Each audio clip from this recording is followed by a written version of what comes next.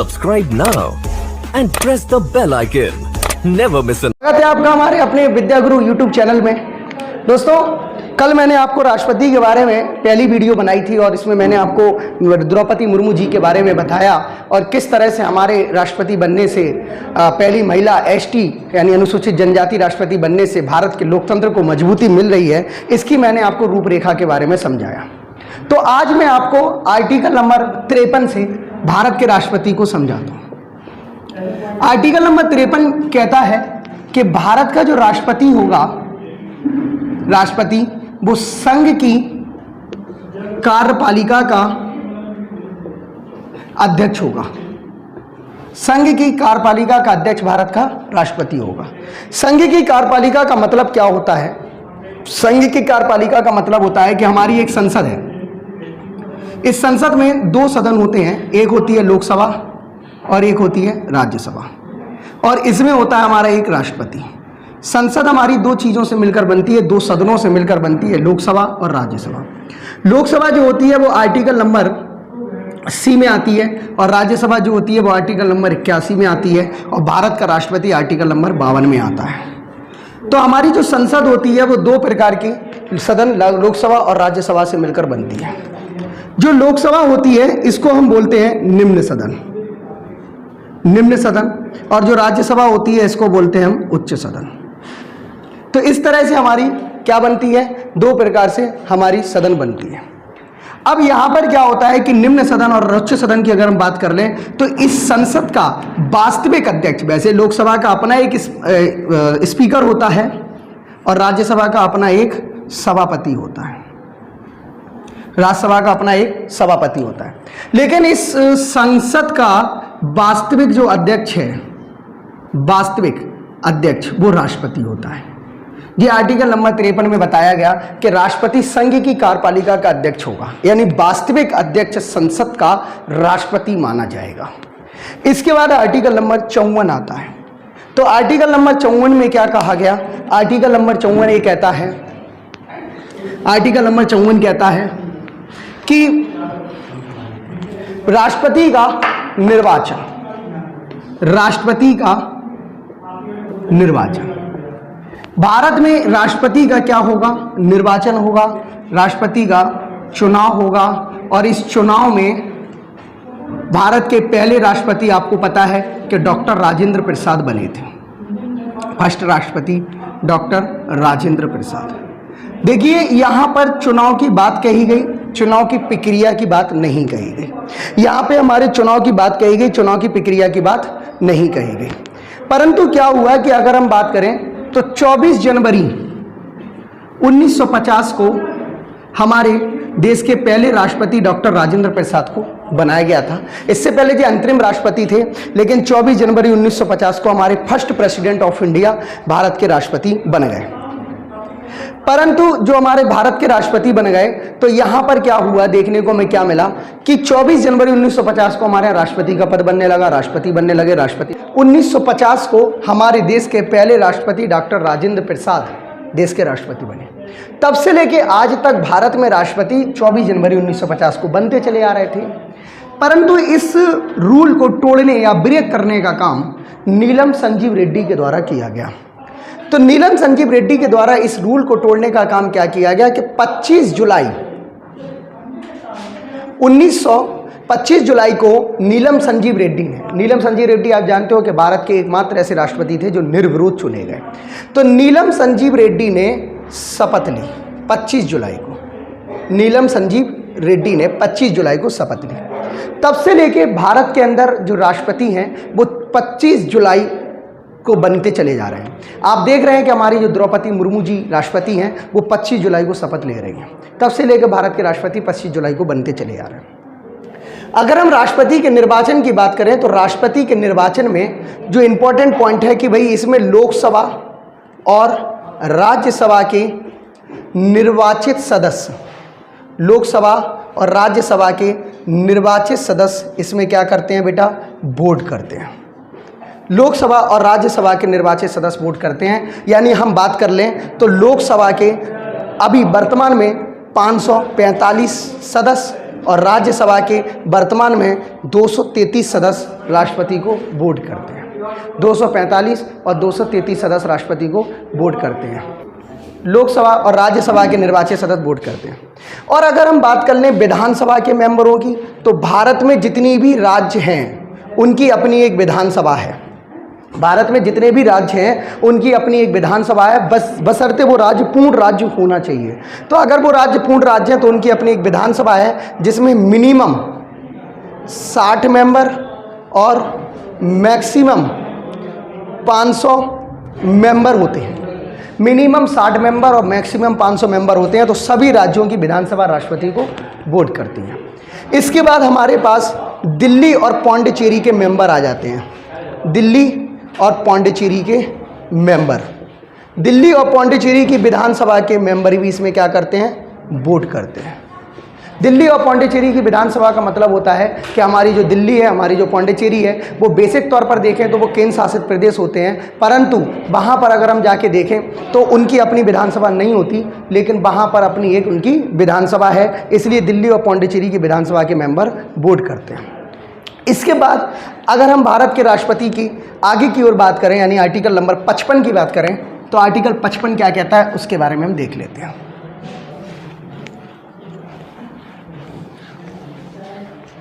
Article 55 कहता है राष्ट्रपति के निर्वाचन की विधि।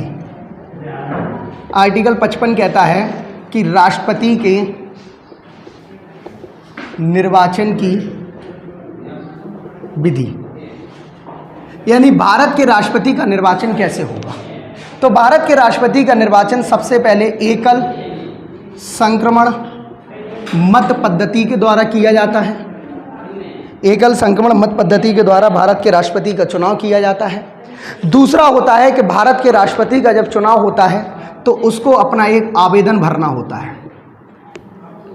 उसको अपना एक आवेदन भरना होता है और इस आवेदन में प्रस्तावक और अनुमोदक 2 प्रकार के मेंबर होना जरूरी है। तो हमारे आवेदन में क्या होता है कि राष्ट्रपति के लिए 50 प्रस्तावक और 50 अनुमोदक होना आवश्यक है। 50 प्रस्तावक और 50 अनुमोदक होना क्या है, आवश्यक है। पहले इसकी आवश्यकता 2-2 की पड़ती थी। नीलम संजीव रेड्डी के टाइम पर क्या हुआ कि पहले 2-2 प्रस्तावक 2-2 अनुमोदक की ज़रूरत पड़ती थी। तो नीलम संजीव रेड्डी के टाइम पर लगभग 35 लोगों ने राष्ट्रपति के लिए आवेदन किया। इससे भारत की संसद और भारत के प्रशासन को ये लगा कि आने वाले समय में अगर ऐसे ही रहेगा तो राष्ट्रपति के चुनाव में हर व्यक्ति खड़ा हो सकता है और इससे जनता के जनधन की हानि होगी। इसलिए इसको रूल बनाकर 50 प्रस्तावक और 50 अनुमोदक राष्ट्रपति के चुनाव में कर दिए। इसके बाद अगर हम आगे की बात कर लें तो राष्ट्रपति के निर्वाचन में, जैसा कि मैंने आपको बताया कि लोकसभा के 543 मेंबर यानी इलेक्टेड मेंबर, निर्वाचित मेंबर राष्ट्रपति को वोट करते हैं, निर्वाचित सदस्य, और राज्यसभा के 233 मेंबर राष्ट्रपति को वोट करते हैं। ये भी जनता के द्वारा निर्वाचित होते हैं, यानी जनता के द्वारा चुने हुए सदस्य राष्ट्रपति को वोट करते हैं। इसके अलावा अगर हम बात कर लें विधानसभा की, तो विधानसभा में 4180 मेंबर राष्ट्रपति को वोट करते हैं। 4180 मेंबर राष्ट्रपति को वोट करते हैं। इस तरह से अगर हम पूरा ऐड कर लें तो विधानसभा के हमारे मेंबर आ जाते हैं, लोकसभा राज्यसभा के मेंबर आ जाते हैं। और अगर हम बात करें आर्टिकल 55 में, तो याद रखना कि राष्ट्रपति को 2 सप्ताह का समय मिलता है चुनाव प्रचार में। चुनाव प्रचार में क्या मिलता है, 2 सप्ताह का समय मिलता है। यानी राष्ट्रपति को 2 सप्ताह का समय मिलता है कि वो अपना चुनाव का प्रचार प्रसार कर सके। इसके बाद राष्ट्रपति का चुनाव होता है और चुनाव वैसे तो मुख्यालय में किया जाता है। इसका चुनाव मुख्यालय में होता है। मुख्यालय मतलब राजधानियों में होता है, हर राज्य की राजधानी में और दिल्ली यानी भारत की राजधानी में। अब अगर कोई विधायक या सांसद राजधानी आने में असमर्थ है तो उसे 10 दिन पहले इसकी सूचना चुनाव आयोग को देना पड़ेगी। अगर वो 10 दिन पहले सूचना देगा तो विधायक और सांसद के लिए वहीं पर राष्ट्रपति के चुनाव की पूरी रूपरेखा तैयार करवाई जाएगी जहां पर वो उपस्थित है। अगर 10 दिन पहले सूचना उसने नहीं दी तो राष्ट्रपति का चुनाव नहीं किया जाएगा। इस तरह से भारत के राष्ट्रपति में निर्वाचन की विधि हमारी दिखाई पड़ती है। एक बात और याद रखने वाली यहाँ क्या है कि भारत के राष्ट्रपति को एक जमानत राशि भी जमा करना पड़ती है, और जमानत राशि जो होती है वो 15,000 रुपया उसे जमा करना होते हैं। जमानत राशि क्या होती है कि यदि राष्ट्रपति को कुल वोटों का 10% वोट नहीं मिलता है तो उसकी जमानत राशि जब्त हो जाती है, इसलिए उस जमानत राशि को 15,000 रुपया उसे जमा करना पड़ते हैं। तो भारत के राष्ट्रपति के निर्वाचन की विधि इस तरह से काम करती है। इसके बाद आता है हमारा आर्टिकल नंबर 56। आर्टिकल 56 कहता है राष्ट्रपति का कार्यकाल। इसका आपने उम्मीद है स्क्रीनशॉट ले लिया होगा। वीडियो को शेयर जल्दी करते जाइए भाई साहब, लाइक कर दीजिए, शेयर कर दीजिए, सब्सक्राइब कर दीजिए। इसके बाद आता है हमारा आर्टिकल नंबर 56। आर्टिकल 56 क्या कहता है? आर्टिकल 56 कहता है कि राष्ट्रपति का कार्यकाल, यानी राष्ट्रपति के कार्यकाल के बारे में बात कही गई है। तो राष्ट्रपति का कार्यकाल प्रथम यानी शपथ से 5 वर्ष तक, शपथ से 5 वर्ष तक का राष्ट्रपति का कार्यकाल होता है। जैसे आप देख रहे हैं कि हमारी जो भी वर्तमान राष्ट्रपति हैं, 15वीं राष्ट्रपति जो चुनी गई द्रौपदी मुर्मू जी, वो 25 जुलाई को उन्होंने शपथ ली। अभी मैंने आपको बताया कि 25 जुलाई ही क्यों? 25 जुलाई इसलिए क्योंकि नीलम संजीव रेड्डी ने 25 जुलाई को शपथ ली थी। तब से लेकर आज तक हमारे यहाँ 25 जुलाई को राष्ट्रपति चुने जाते हैं। तो 25 जुलाई को हमारी जो राष्ट्रपति आई द्रौपदी मुर्मू जी, वो अब हमारी कब तक रहेंगी? 2027 तक 25 जुलाई तक राष्ट्रपति रहेंगी। इस बीच में चुनाव भी हो जाएगा। चुनाव के पहले सारी जो प्रक्रिया हैं वो सब कुछ हो जाएंगी, और 25 जुलाई को हमें एक नया राष्ट्रपति मिल जाएगा। वो सत्ता प्रशासन पर निर्भर करता है कि वो मुर्मू जी को ही चुने या किसी और अगले व्यक्ति को चुने, जो उस पर ही निर्भर करता है। इसके बाद हम अगर आगे की बात कर लें आर्टिकल नंबर 57 की, तो आर्टिकल नंबर 57 क्या कहता है उसके बारे में हम देखते हैं। इसको रफ आर्टिकल 57 क्या कहता है कि राष्ट्रपति को, आर्टिकल 57 कहता है राष्ट्रपति को पुनः निर्वाचित होने का प्रावधान, यानी भारत में राष्ट्रपति का पुनः निर्वाचन किया जा सकता है। भारत के संविधान में राष्ट्रपति को कई बार निर्वाचित किया जा सकता है।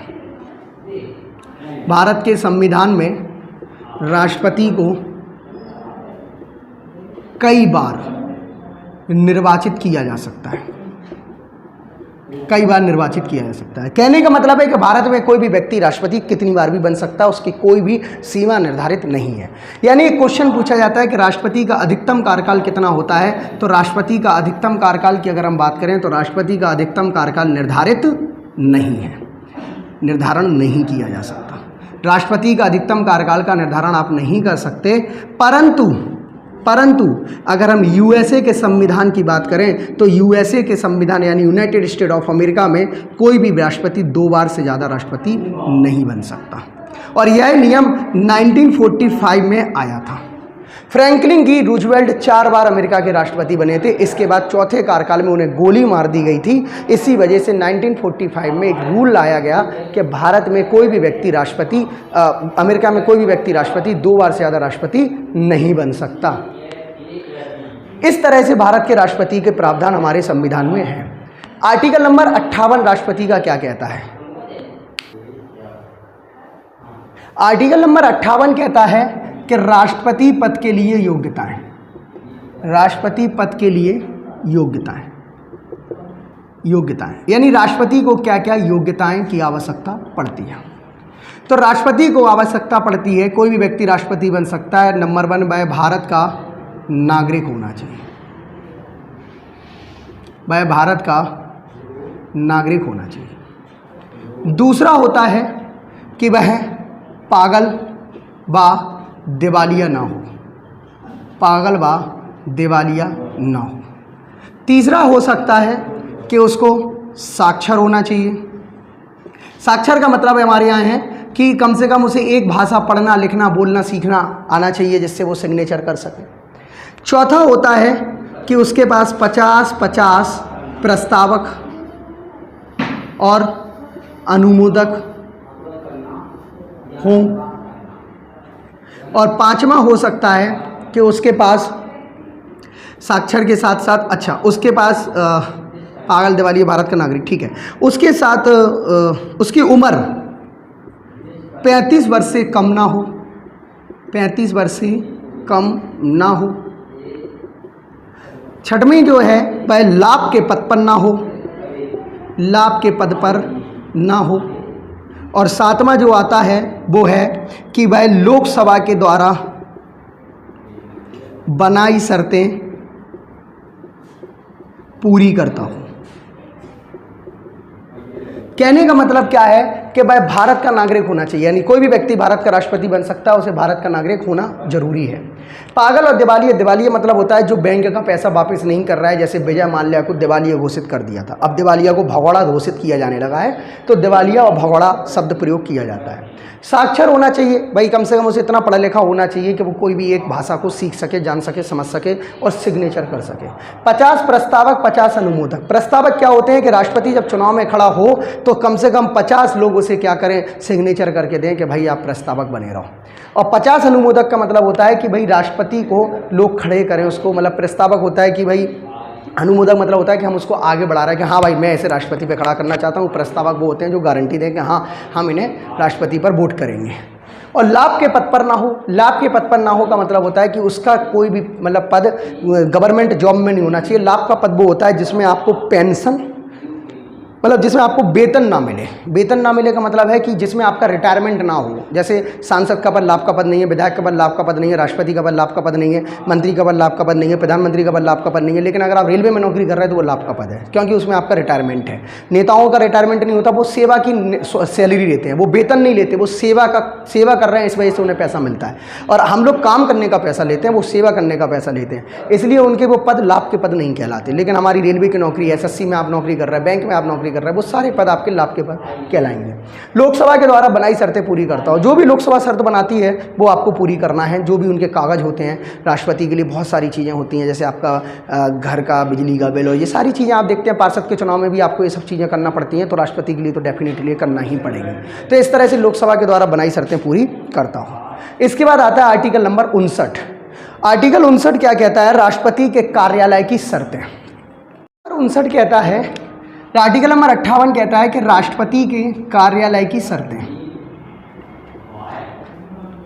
राष्ट्रपति के कार्यालय की शर्तें, यानी भारत के राष्ट्रपति के कार्यालय की क्या क्या शर्तें हैं। तो पहली शर्त, वह किसी भी सदन का सदस्य नहीं होगा, वह सदन का सदस्य नहीं होगा। पहली शर्त होगी कि वह सदन का सदस्य नहीं होगा, अर्थात ना तो वो लोकसभा का सदस्य होगा, ना वो राज्यसभा का सदस्य होगा, और ना ही वो किसी विधानसभा का सदस्य होना चाहिए। दूसरी शर्त होती है कि उसका जो ऑफिस है वो संसद और सुप्रीम कोर्ट के नज़दीक होना चाहिए। उसका ऑफिस संसद और सुप्रीम कोर्ट के नज़दीक होना चाहिए। अगर उसका ऑफिस संसद और सुप्रीम कोर्ट के नज़दीक नहीं है तो फिर हमें दिक्कत होगी। भाई कोई भी कानून है, लॉ है, ले जाना पड़ेगा, लाना पड़ेगा। इसमें आपकी क्या है, लोकसभा, राज्यसभा, सुप्रीम कोर्ट का नज़दीक होना चाहिए। बेटा जी 58 तो मैंने पढ़ा दिया ना, 59 है ये। ऑफिस में संसद और सुप्रीम कोर्ट की क्या है, सदस्यता इसमें होना चाहिए। इसके अलावा आर्टिकल नंबर 59 में एक बात और भी कही है कि राष्ट्रपति को एक सरकारी कार्यालय मिलेगा काम करने के लिए, और राष्ट्रपति को एक आवास मिलेगा रहने के लिए, आवास मिलेगा रहने के लिए। इसके अलावा राष्ट्रपति के साथ एक और कंडीशन होगी कि जब वो रिटायर हो जाएगा, रिटायरमेंट हो जाएगा उसका, तो रिटायरमेंट के बाद उसको सचिव मिलेंगे काम करने वाले, और उसका पूरा पेंशन मिलेगी उसको। पेंशन के अलावा उसको एक घर भी मिलेगा, यानी आवास मिलेगा, और घर के अलावा उसके सारे खर्चे शिक्षा के लिए और जो भी वो करना चाहता है वो सारे खर्चे सरकार वहन करेगी, और ये सारे की सारी चीज़ें भारत की संचित निधि से आएंगी। इसके अलावा राष्ट्रपति का वेतन 5 लाख रुपया पर मंथ राष्ट्रपति को वेतन मिलता है, जो भारत की संचित निधि से आता है। भारत की संचित निधि से राष्ट्रपति का वेतन आता है। तो भारत की वेतन, भारत की संचित निधि से जो राष्ट्रपति को मिलता है वो 5 लाख रुपया उसे मिलता है। पहले 1.5 लाख था, बाद में बढ़ा दिया गया, अब राष्ट्रपति को 5 लाख रुपया यहाँ से मिलता है। अब आता है हमारा आर्टिकल नंबर 60। आर्टिकल नंबर 60 आता है, तो इसको हम रब कर दें। उम्मीद है आपने स्क्रीनशॉट ले लिया होगा। तो आर्टिकल 60 क्या कहता है उसके बारे में हम बात कर लेते हैं। आर्टिकल 60 कहता है राष्ट्रपति की शपथ।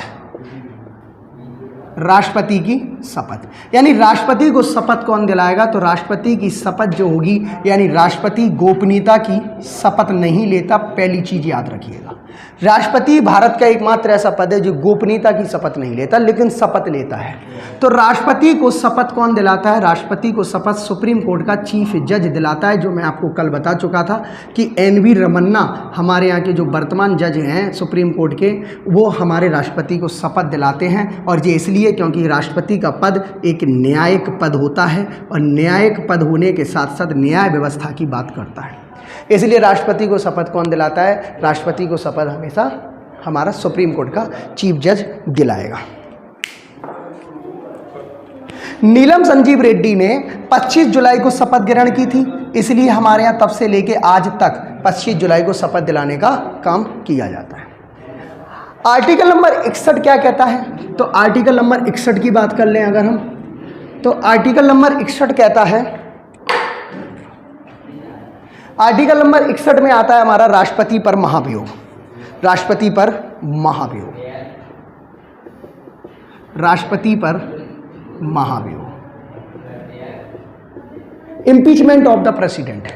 देखिए, महाभियोग एक ऐसी प्रक्रिया है जिसको समझाने के लिए मैं कल आपको एक वीडियो महाभियोग की बनाऊंगा कि महाभियोग कैसे लगता है राष्ट्रपति पर। पूरी प्रक्रिया 45 मिनट की 40 मिनट की एक वीडियो में आपको पूरी तरीके से महाभियोग की प्रक्रिया समझाएंगे। लेकिन अभी आप केवल इतना समझो कि राष्ट्रपति को अगर पद से हटाना हो या पदच्युत करना हो तो राष्ट्रपति पर महाभियोग की प्रक्रिया लगाई जाती है। और ये महाभियोग की प्रक्रिया संसद के किसी भी सदन से आ सकती है। संसद के किसी भी सदन से महाभियोग की प्रक्रिया आ सकती है।